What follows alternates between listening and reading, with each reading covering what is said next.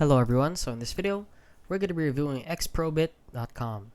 So as you can see, you have it pulled up here on Trustpilot, and see that there are 3.8 out of 5 stars with only 2 reviews.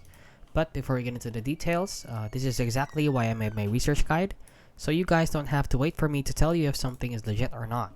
So the link is in the description down below for you guys to check out, and with that out of the way, let's get into the review. So as you can see, they are a media and marketing agency, and their reviews are a 5-star. They helped us develop branding marketing. We started working with them in 2020 and a lot more. So, but there are only 2 reviews, which could be easily created or faked by the people here on xpromedia.com. And as you can see, their connection isn't even private, and it is a dangerous website. So I would advise you to not enter in or use this website, since why would it be dangerous and not secure? And this might very well be a scam, guys, so please watch out.